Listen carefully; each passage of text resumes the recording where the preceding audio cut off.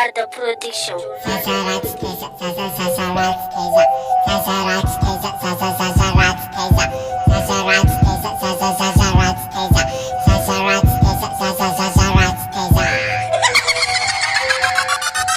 Ty message afatrafatro anao le tanora tsy masoa adalana fandeso moramora au lieu de saradala tsy aleo tady vola defa nay ataovy tsara ajanony sary mola oui d'accord zao manaiky babanao manankarena fa tadidio mbola misy mena ambony mena manaiky anao tsara tsy manaiky tsy terena fa dieny mbô tsy tara zao de miverena soa atao levenam-bola ratsy atao loza miantona fitiavananareo fa tsy hoe maniry sampona sy teo anandratsy matonga zao miteny zaza ratsy taiza mba enoray amandreny zaza ratsy taiza zaza ratsy taiza nanao ditra adalana tetitetika kandeha hoaiza rehefa voa mafy de aza mitaraina samy jinjany ze nafafy ny eto tsisy miala maina zaza ratsy taiza zaza ratsy taiza nanao ditra adalana tetitetika kandeha hoaiza rehefa voa mafy de aza mitaraina samy jinjany ze nafafy ny eto tsisy miala maina anao zao ty mbô tsy tara ke mba mipody anafara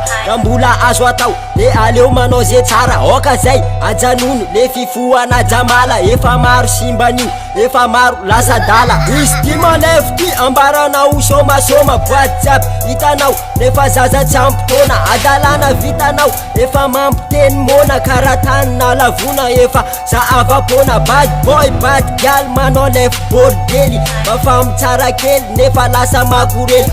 zaza ratsy taiza oka zay mba mivolaiza libaliba revirevy tsy hitondranao nde hoaiza zaza ratsy taiza zaza ratsy taiza nanao ditra adalana tetitetika kandeha hoaiza rehefa voa mafy de aza mitaraina samy jinjany ze nafafy ny eto tsisy miala maina zaza ratsy taiza zaza ratsy taiza nanao ditra adalana tetitetika kandeha hoaiza rehefa voa mafy de aza mitaraina samy jinjany ze nafafy ny eto tsisy miala maina zaza ratsy taiza zaza ratsy taiza zaza ratsy taiza tetitetika kandeha hoaiza zaza ratsy taiza